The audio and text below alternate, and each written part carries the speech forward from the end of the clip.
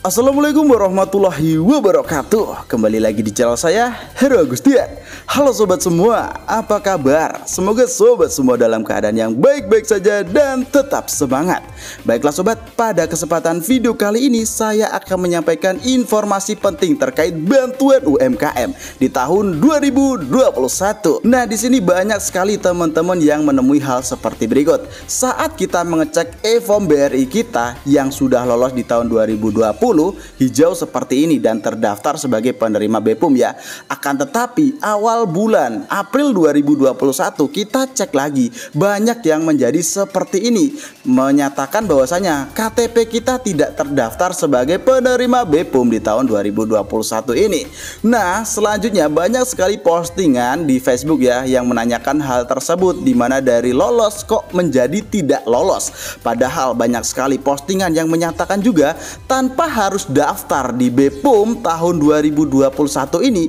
Bagi teman-teman yang sudah mendapatkan di tahun 2020, maka akan secara otomatis uang 1,2 juta masuk ke dalam rekening kita untuk BPUM di tahun 2021 ini. Nah, kita bisa lihat di sini ya. Di sini banyak sekali teman-teman yang bahkan tidak mengetahui hal tersebut dan tahu-tahu masuk uang senilai 1,2 juta.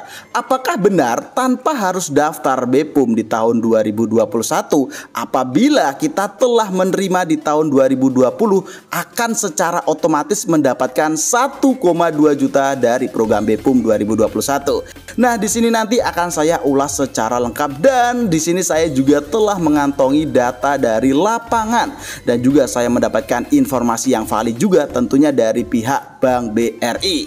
Oke sobat, langsung saja di sini kita akan memasuki dua pokok pembahasan penting. Yang pertama, kenapa hal itu bisa terjadi, yaitu dimana e-form BRI kita dari yang lolos seperti ini kok menjadi nggak lolos seperti ini. Selanjutnya yang kedua, langkah apa yang harus kita lakukan agar mendapatkan BPUM di tahun 2021 ini. Oke sobat, sebelum lanjut dalam videonya, alangkah lebih baik bagi sobat yang baru saja gabung untuk subscribe channel ini, nyalakan juga lonceng notifikasinya supaya tidak ketinggalan informasi terpenting lainnya terkait program bantuan pemerintah. Jadi jangan ragu-ragu sobat, subscribe sekarang juga. Oke, kita lanjut ke dalam poin yang pertama. Kenapa hal itu bisa terjadi? Nah, di sini saya mendapatkan informasi dari CSBRI langsung yang menyatakan seperti berikut. Tidak semua penerima BPUM tahun 2020 akan dapat lagi di tahun 2021. Contohnya di sini teman-teman yang sudah mendapatkan uang 2,4 juta program BPUM di tahun 2020 belum tentu mendapatkan lagi yang 1,2 juta di tahun 2021. Dan di sini ada beberapa faktor penting yang mempengaruhi hal tersebut, yang mempengaruhi kita itu bisa dapat ataupun tidak.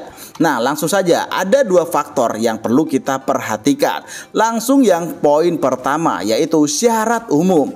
Pastikan untuk tahun 2021 ini kita sudah sesuai syarat umum dari penerima BPUM.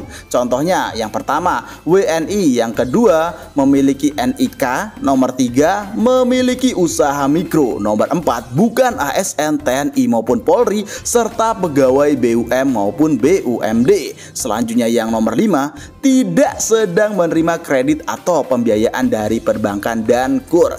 Nah, untuk tahun 2020 ada juga ternyata teman-teman yang memiliki kredit atau pembiayaan dari perbankan juga mendapatkan BPUM di tahun 2020. Nah, jadi di situ kemungkinan saja karena namanya sistem ya, biasalah terjadi hal tersebut karena penyaringannya bisa saja walaupun kita memiliki utang pembiayaan KUR maupun kredit 2020, nah di situ kita tidak terdeteksi. Tetapi mungkin untuk tahun 2021 ini diperketat lagi untuk sistem penyaringannya. Jadi bagi teman-teman yang memang benar-benar memiliki KUR ataupun hutang di bank, bisa saja di sini terdeteksi dan tidak mendapatkan lagi di tahun 2021 ini. Selanjutnya, untuk faktor kedua yang perlu kita perhatikan yaitu apakah kita pernah dapat bantuan lainnya dari kementerian di Republik Indonesia? Nah, pasti ada teman-teman yang bertanya, bukankah untuk BPOM tidak mempengaruhi jika kita mendapatkan bantuan lain pun masih bisa mendapatkan BPOM? Oke, di tahun 2020 memang hal itu berlaku bagi teman-teman yang sudah mendapatkan kartu prakerja, sudah mendapatkan bansos dari Kementerian Sosial pun bisa mengakses bantuan UMKM di tahun 2020. Akan tetapi di sini untuk tahun 2021 ada yang namanya ya, data penerima bansos itu tersinkronisasi antara bansos satu dan yang lainnya juga. Tersinkronisasi adalah tersambung ya. Jadi tiap kementerian itu memiliki data induk penerima bantuan. Contohnya di sini, kenapa saya bisa mengatakan hal tersebut? Kita kembali ke dalam program Kartu Prakerja. Nah, ini adalah program Kartu Prakerja, bisa kita lihat ya di sini. Nah, untuk Kartu Prakerja ini bisa mendeteksi bagi teman-teman yang mendapatkan bantuan UMKM, maka tidak bisa mendapatkan di Kartu Prakerja 2021 ini.